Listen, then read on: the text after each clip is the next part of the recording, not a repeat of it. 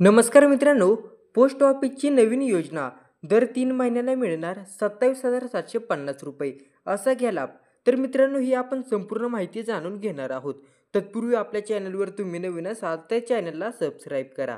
Post office ही मासिक उत्पन्न योजना ही भारतीय डाकघर चालवलेली एक बचत योजना आहे, ज्यामध्ये गुंतवणूक केल्यास तुम्हाला कोणत्याही प्रकारचा धोका नाही. खरं तर पोस्ट ऑफिसकडून अनेक स्मॉल सेव्हिंग स्कीम्स चालवल्या जातात. यामध्ये सर्वाधिक MIS योजनांमध्ये गुंतवणूक करणे पसंत करतात. ही एक अशी योजना आहे ज्यामध्ये तुम्हाला फक्त एकाच गुंतवणूक करावी लागते आणि प्रत्येक महिन्याला एक ठराविक रक्कम तुम्हाला एक म्हणून दिली जाते. जर तुम्ही या पोस्ट ऑफिसचे MIS योजनेमध्ये गुंतवणूक केली इच्छा ठेवत असाल तर हा लेख शेवटपर्यंत वाचा. यामध्ये तुम्हाला गुंतवणूक आणि रिटर्नबद्दल संपूर्ण माहिती मिळणार आहे. तर मित्रांनो, या मंथली इन्कम स्कीममध्ये दिले जाणारे व्याजदर सरकारद्वारे ठरवले जाते. तुम्ही पोस्ट ऑफिसद्वारे चालवलेल्या या योजनेअंतर्गत अर्ज करायला विचार करत असाल तर फक्त भारतात राहणारे नागरिकच यासाठी अर्ज करू शकतात.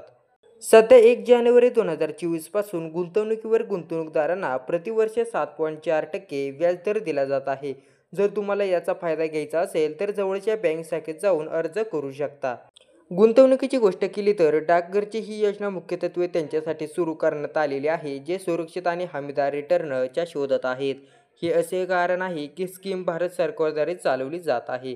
तसेच जर तुम्हाला या पोस्ट ऑफिस मासिक या योजनेत गुंतवणूक करायची असेल तर तुम्ही किमान 1,000 गुंतवणूक म्हणून सुरू करू शकता आणि जास्तीत जास्त सिंगल अकाउंटमध्ये 9 लाख रुपयापर्यंत जमा करून गुंतवणूक करू शकता आणि जॉईंट अकाउंट असल्यास जास्तीत जास्त 15 लाख रुपये जमा करू शकता.